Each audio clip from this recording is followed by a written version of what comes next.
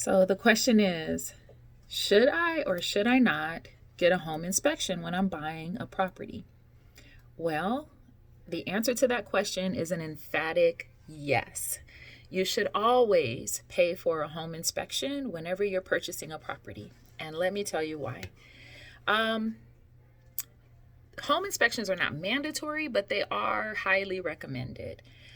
In the state of California, in our residential purchase agreement, it states that all properties in the state of California are sold in their present physical as is condition. So, what does that mean?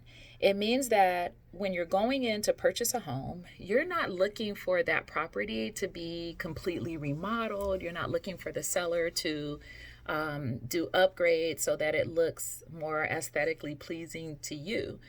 What you're looking for when you're purchasing a property and you're going through the inspections and deciding if this is the right property for you, you're looking to have the opportunity to identify major issues that have to do with the home prior to you completing your purchase.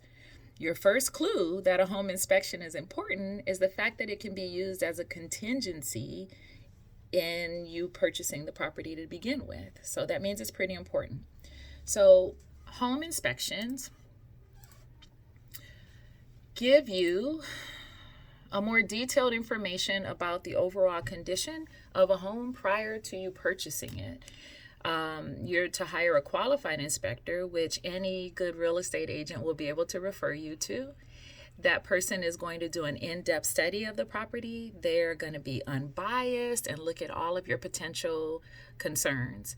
They're going to evaluate the physical condition of the property, which means the structural, the construction, and the mechanical systems like your AC, your heating, your plumbing, and your electrical and your roof. They're going to identify items that need to be repaired or replaced, and they're going to estimate the remaining useful life of those major systems, equipment, structure, and finishes on the house.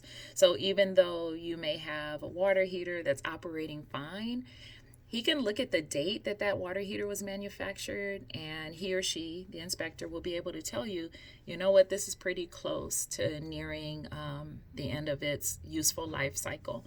And you'll probably need to repair it or replace it in the next year or two or whatever. So then you're able to see and estimate future cost of making repairs on the house in respects to what you're paying for the house and the condition that you're actually paying for now. Home inspections do differ from appraisals. They're not the same. The difference between a home inspection and appraisal is that a home inspection is optional and it's not required, but an appraisal is something that is required by your lender. Home inspection is for a buyer. It's for your knowledge and information. Appraisal is for the lender to make sure that the loan amount and what they're loaning you, that there's value in the property and that they're not just throwing money at something that's not worth it. So that's the difference. Also, don't assume that all home inspectors should be licensed contractors, because those are two different things. Some happen to be licensed contractors, but that is not synonymous with each other. The job of a home inspector is really to identify those potential problems and not provide an estimate for repair, because actually when they step into that position of providing an estimate, they're actually doing conflict of interest. So you really want to keep those two things separate and just have them to identify the problems going in.